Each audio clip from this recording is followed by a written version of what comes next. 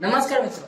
तो आज हम बात करेंगे हमारे हिंदी के पार्ट 2 जिसका नाम है वापसी, जो कि उषा प्रियमवदा के द्वारा रचित है। आपका जीवन परिचय कुछ इस प्रकार है। उषा प्रियमवदा का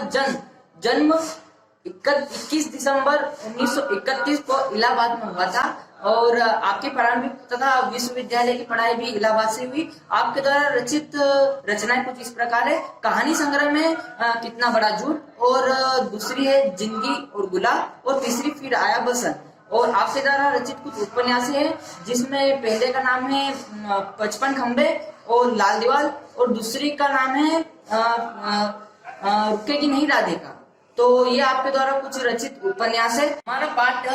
जो वापसी है उसके बारे में आज हम बात करेंगे। तो वापसी एक ऐसे व्यक्ति के ऊपर आधारित कहानी है जो कुछ सालों तक सेवा देकर सेवा से निरस्त होता है और बहुत सारे फायदे, जैसे हमारे यहाँ पे बहुत सारे पुलिसकर्मी या फिर सेना में या फिर हॉस्पिटल में डॉक्टर या फिर कुछ टीचर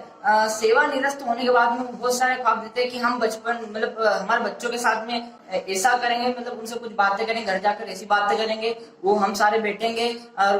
खुशी खुशी बातें करेंगे और बहुत सारी खुशियां, मतलब ऐसा ख्वाब देखते हैं कि हम ऐसा करेंगे वैसा करेंगे, ऐसा कुछ ख्वाब देखते हैं। पर जब वह इस पाठ के आधार पर जब वह घर जाता है तो उसे वहां पे जो वो चाहता है वैसा कार्य वहां पे नहीं होता, तो फिर वो वहां से खुश नहीं होता, खुश नहीं रहता वहां पे, और फिर वापस से किसी दूसरी नौकरी की तलाश कर उस दूसरी नौकरी के लिए वह उस दूसरी नौकरी का वह काम करने के लिए वापस चला जाता है। तो हमारा पार्ट जो वापसी है, इसमें एक पात्र है गजाधर बाबू। तो गजाधर बाबू जब रेलवे में काम कर सेवा निरस्त होकर घर पर आए तो घर आते ही मतलब वहाँ सेवानिवृत्त होने से पहले उन्हें बहुत सारे ख्वाब देखे थे कि मैं घर जाऊंगा अपने बच्चों के साथ, अपनी पत्नी के साथ, अपनी बेटी के साथ अच्छे से बातें करूंगा, अच्छा रहूंगा, ऐसे कुछ कार्य करूंगा, कुछ प्लानिंग करते हैं और सोचते हैं कि मैं कुछ इस प्रकार के कार्य करूंगा घर पे जाकर। पर वो जब वहां पे जाते हैं, गजाधर बाबू जब घर के अंदर जूते निकाल घर के अंदर प्रवेश करते हैं तो उनको सामने दिखता है कि उनकी बहू और मतलब उनके बेटे की पत्नी, उनकी बहू और उसका बेटा और उसकी बेटी बैठी है और चाय पी रहे हैं, और वह किसी शाम के पात्र, उनका बेटा जो किसी शाम के नाटक या किसी मूवी के पात्र की नाटक कर रहा था। तो वह जैसे कमरे के अंदर प्रवेश करते हैं तो वह देखते हुए उसका बच्चा उनको देखकर रुक जाता है और फिर सब एकदम सुन्न हो जाते हैं, और फिर वह जैसे पूछता है कि क्या बेटा क्या नाटक चल रही थी, तो वो मतलब थोड़ा हिचकिचाकर बोलता है कुछ नहीं बाबूजी, और फिर उसके बाद में बहू और उसका मतलब बेटा चले जाते हैं वहां से, और फिर उसके बाद में उसकी बेटी वहां पे उसके लिए बैठी रहती है, उनको चाय देती है। चाय वो कहते हैं चाय फीकी बेटी, तो फिर उनकी बेटी बोलती है कि बाबूजी मैं चीनी डाल दूं, तो वो बोलते हैं रहने दो, तुम्हारी माँ कहाँ है, तो माँ के बारे में तो वो पूछते हैं तुम्हारी माँ कहाँ है, तो बसंती कहती है माँ को मैंने अभी थोड़ी देर पहले गोलकी की तरफ देखा था, अभी आती होंगी। और फिर माँ आती है और फिर माँ आने के बाद में गजाधर बाबू और उनकी पत्नी दोनों मिलकर बातें करते हैं, और फिर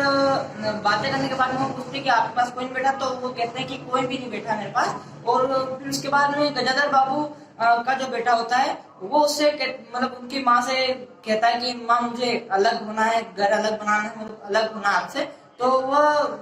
विखंडन की बात करता है। तो फिर उसकी माँ उनके पति के पास गजाधर बाबू का पास कहती है कि हाँ वो अपना लड़का यूं बोल रहा था कि मेरे को अलग होना है, और फिर वो अलग होने के बोल रहा था, फिर उसकी माँ गजाधर बाबू कहने के बाद में चुप हो जाती है। गजाधर बाबू कहते हैं तो फिर वो कहते हैं उनकी पत्नी को कि लड़के को बोल दो कि अभी थोड़ी शांति रखे, मैं बात करता हूँ बाद में। और फिर गजाधर बाबू जी कहते हैं कि घर खर्चा अधिक हो रहा है, उनकी पत्नी कहते हैं हाँ अधिक हो रहा है, मुझसे भी ये खर्चे का काम नहीं संभला जा रहा है। तो जो घर के कार्य है तो वो गजाधर बाबू के हिसाब से नहीं होते, मतलब वो जैसा चाहते हैं घर को चलाना उनके हिसाब से, उनका लड़का अलग सोचता है और वो अलग सोचते हैं। तो फिर वह अंत में ऐसा करते हैं कि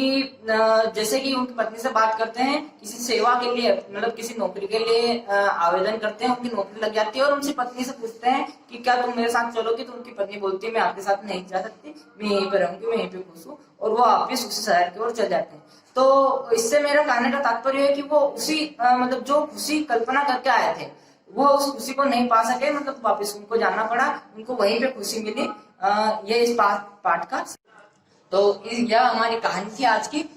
इस कहानी में गदाधर बाबू और उनके बच्चों और उनके मतलब जो ख्वाब, उनकी मतलब जो स्थिति, उसके बारे में बहुत अच्छे से बताया गया है। और हमारे जो लेखक है उषा प्रियंवदा, उन्होंने इस कहानी को मतलब बहुत मध्यम वर्ग की गृहस्थी को बहुत अच्छी तरीके से इस कहानी में बताया गया। धन्यवाद।